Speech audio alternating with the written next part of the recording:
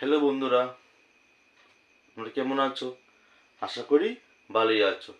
আজকে আমরা ইংলিশ গ্রামারের একটি বিষয় নিয়ে আলোচনা করব। আর বিষয়টা হলো সেন্টেন্স, বাংলা যাকে বলে বাক্য। এই সেন্টেন্স নিয়ে আজকে আমরা আলোচনা করব। প্রথমে আমরা বোঝার চেষ্টা করি যে সেন্টেন্স কি। সেন্টেন্স যাকে বাংলায় বলে বাক্য। সেন্টেন্স হলো কতগুলি ওয়ার্ড বা শব্দ একত্রে বসে যদি কোনো মনের ভাব সম্পূর্ণরূপে প্রকাশ করে, তখন আমরা তাকে সেন্টেন্স বা বাক্য বলি। যেরকম আমরা যদি তিনটে ওয়ার্ড নিই, যেমন দেখা যায় উই একটা ওয়ার্ড, আর একটা ওয়ার্ড, স্টুডেন্ট একটা ওয়ার্ড। তো এই তিনটে ওয়ার্ড একত্রে বসালে হচ্ছে উই আর স্টুডেন্ট, মানে আমরা হলাম ছাত্র। এটা হলো একটা সেন্টেন্স। যেমন তিনটা ওয়ার্ড একত্রে বসার পর একটা মনের ভাব প্রকাশ করছে, তখন আমরা তাকে সেন্টেন্স বলি। আর যদি ওয়ার্ড একত্রে বসালেই চলবে না, ওয়ার্ড বসানোর পর তার অর্থ হতে হবে এবং মনের ভাব সম্পূর্ণরূপে প্রকাশ হতে হবে, তখনই আমরা তাকে সেন্টেন্স বলবো। তা আশা করি তোমরা সেন্টেন্স সম্পর্কে বুঝতে পারছো। এখন আমরা এই সেন্টেন্সকে কয় ভাগে ভাগ করা যায় এবং কি কি এগুলি বলছি। সেন্টেন্সকে আমরা 5 ভাগে ভাগ করতে পারি। যেমন প্রথমত আমরা বলতে পারি অ্যাসার্টিভ সেন্টেন্স। অ্যাসার্টিভ সেন্টেন্স যাকে আমরা বাংলায় বলি নিশ্চয়াত্মক বাক্য। নিশ্চয়াত্মক বাক্য, যে এই অ্যাসার্টিভ সেন্টেন্স হলো নিশ্চয়াত্মক বাক্য। 2 নম্বরে বলতে পারি আমরা ইন্টারোগেটিভ সেন্টেন্স। দ্বিতীয় নম্বরে আমরা বলি ইন্টারোগেটিভ সেন্টেন্স, যাকে আমরা বাংলায় বলতে পারি প্রশ্নবোধক বাক্য। যাকে আমরা বাংলায় বলতে পারি প্রশ্নবোধক বাক্য। তৃতীয়ত বা 3 নম্বর আমরা বলতে পারি, 3 নম্বরে যেটা হয় সেটা হলো ইম্পারেটিভ সেন্টেন্স। ইম্পারেটিভ, যাকে আমরা বাংলায় বলি আদেশবাচক বাক্য। এবং 4 নম্বরে অপটেটিভ সেন্টেন্স, যাকে আমরা বাংলায় বলি প্রার্থনাসূচক বাক্য। এবং সর্বশেষ 5 নম্বর যেটা হবে সেটা হবে এক্সক্লেমেটরি সেন্টেন্স, যাকে আমরা আশ্চর্যবোধক বাক্য বলি। তোমরা এগুলি বোর্ডের থেকে দেখে খাতায় লিখে রাখতে পারো। ঠিক আছে, আমরা 5টা সেন্টেন্সকে 5টা ভাগে ভাগ করা যায়। এই 5টার নাম তোমাদের কাছে বললাম। যাদের প্রয়োজন এই নামগুলি তোমরা বোর্ডের মধ্যে থেকে খাতায় লিখে রাখতে পারো। এখন আমরা এই 5 ভাগের মধ্যে প্রথম যে ভাগটা অ্যাসার্টিভ সেন্টেন্স, যাকে বাংলায় নিশ্চয়াত্মক বাক্য বলে, সেটা নিয়ে আলোচনা করব। তো অ্যাসার্টিভ সেন্টেন্স কি, এটা আমরা উদাহরণ সহ আলোচনা করার চেষ্টা করব। অ্যাসার্টিভ সেন্টেন্স যে সব সেন্টেন্স দ্বারা বক্তার মনের ভাব সাধারণভাবে বর্ণিত হয়। আবার বলছি, আমি রিপিট করছি, যেসব সেন্টেন্স দ্বারা বক্তার মনের ভাব সাধারণভাবে বর্ণিত হয় তাকে আমরা অ্যাসার্টিভ সেন্টেন্স বা নিশ্চয়াত্মক বাক্য বলি। যেরকম আমরা উদাহরণস্বরূপ বলতে পারি the sun is in the sky.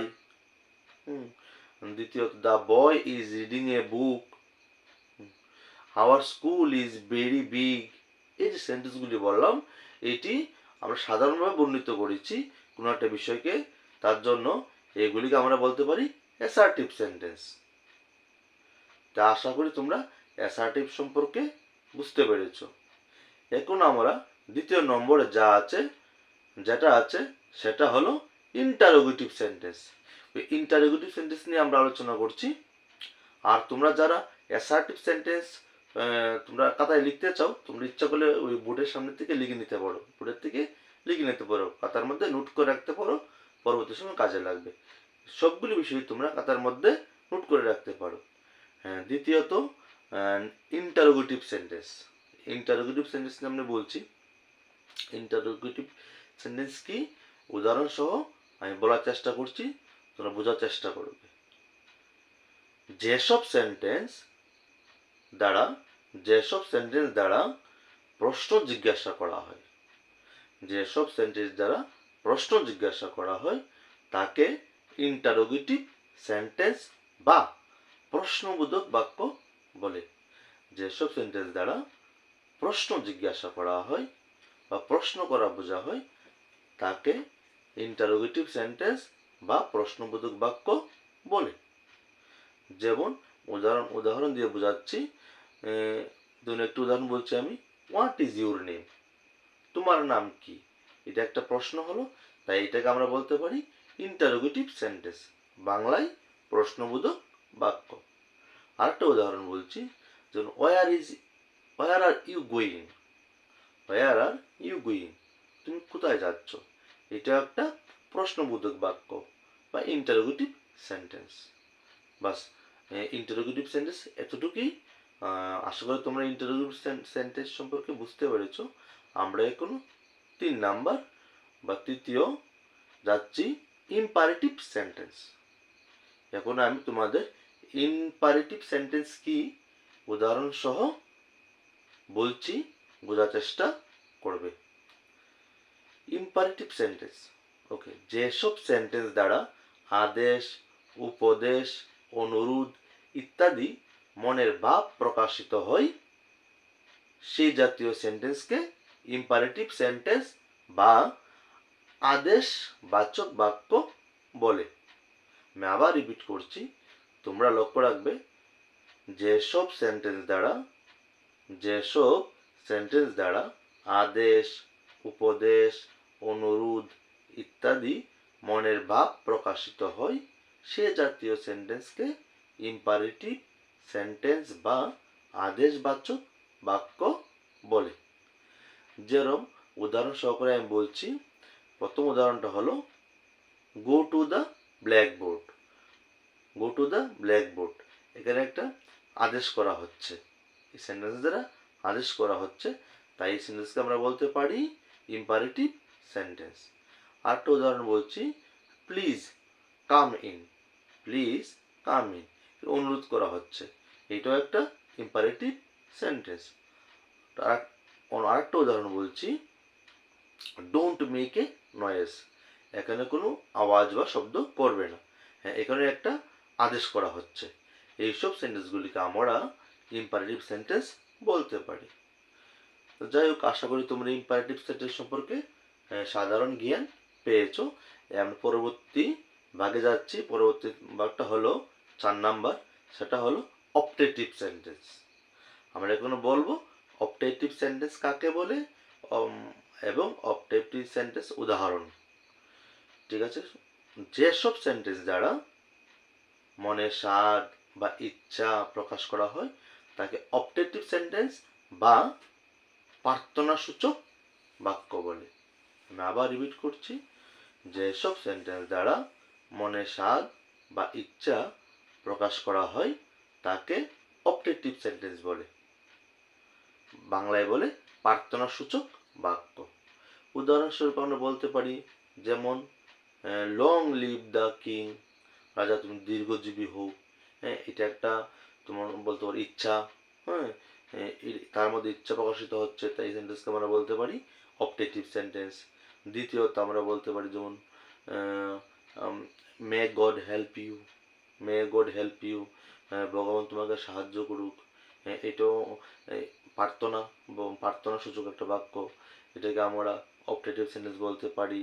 তারপর may you be happy, may you be happy, এটার মধ্যে একটা আশা বা ইচ্ছা প্রকাশিত হচ্ছে বা প্রার্থনা হচ্ছে, এটাকে আমরা অপটেটিভ বলতে পারি।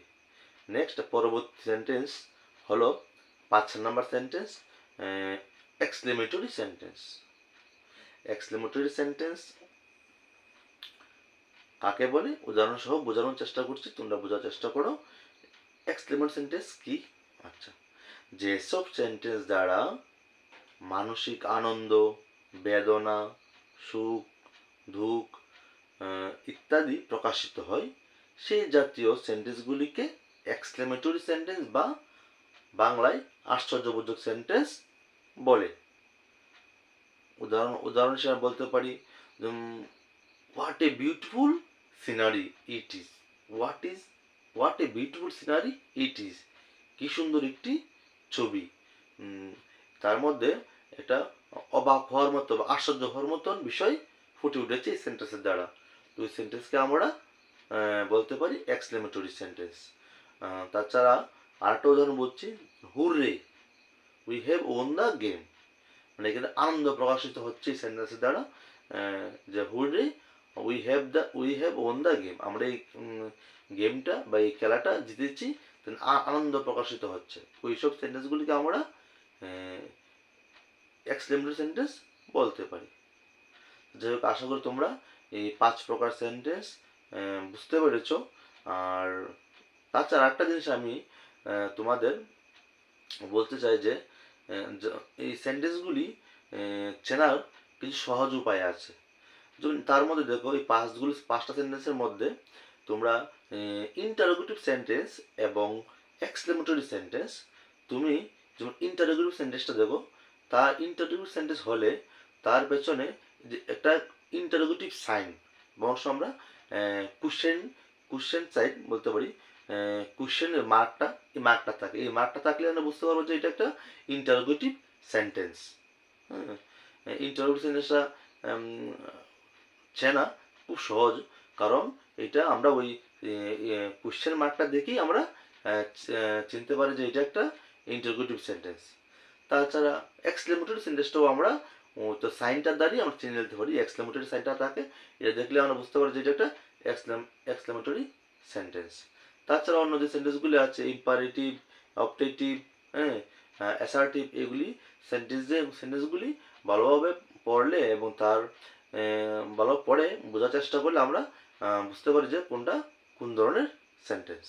আশা করি তোমরা এই সেন্টেন্স সম্পর্কে বুঝতে পেরেছো। কারো কোনো এই সম্পর্কে কারো অসুবিধা হলে বা সমস্যা হলে বা কোনো কিছু বোঝার ইচ্ছা থাকলে বা কোনো প্রশ্ন থাকলে তোমরা কমেন্ট বক্সে বলতে পারো। আমি চেষ্টা করব এই প্রশ্নগুলির উত্তর দেওয়ার জন্যে। আজ এতটুকুই।